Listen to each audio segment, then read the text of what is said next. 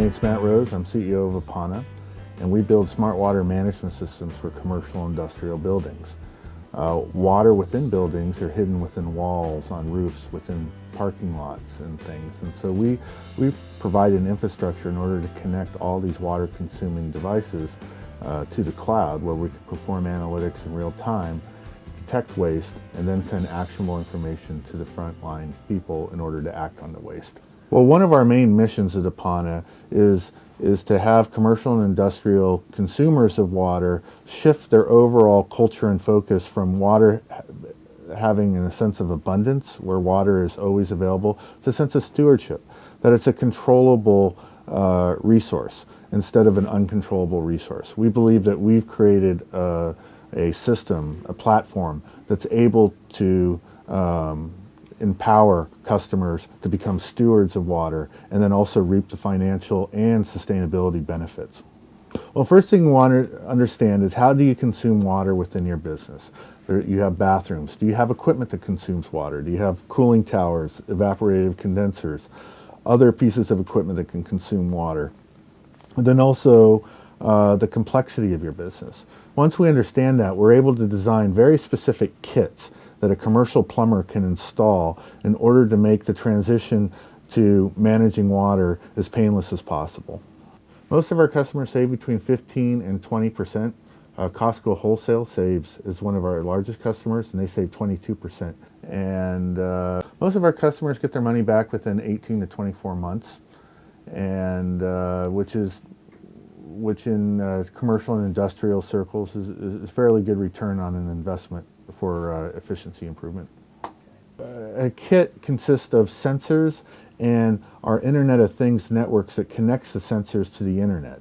That sounds simple, but in 2017 it's still really hard to do for industrial sensors, and that we're taking advantage of a new technology called LoRa radio, which is low power wide area networks that allow us to connect sensors using a small battery for up to 10 years at very high resolution. It's a breakthrough that we're taking advantage of.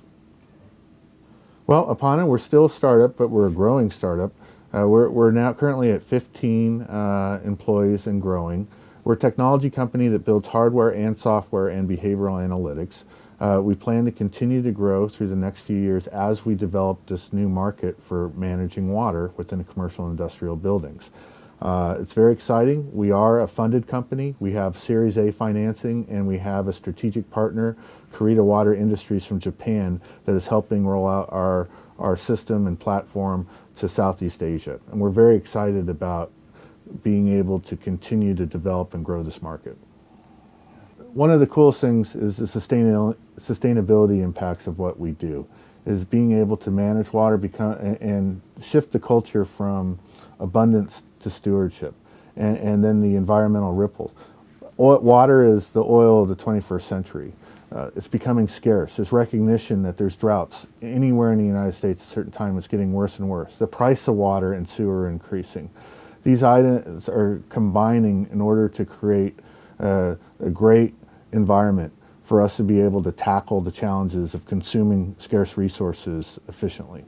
And we're very proud to be on the leading edge of introducing new technologies that can do that. An analogy we use to describe our system is akin to an EKG when you go to the doctor. When you go to a doctor will place suction cups in strategic parts of your body in order to be able to map your circulatory system, so they can do a diagnosis on the data, the EKG. That little bump on your downstroke on the EKG could be indication of a blood clot or other items. We do the same thing essentially. We put sensors around buildings in very strategic places in order for us to be able to map the circulatory system of the building or the plumbing system. And then from that, we're able to do a diagnosis on the data that we see. That bump that we see in the data could be indications of an ice machine failing or a toilet that is leaking. And then from that, we're able to direct actionable information to the front line.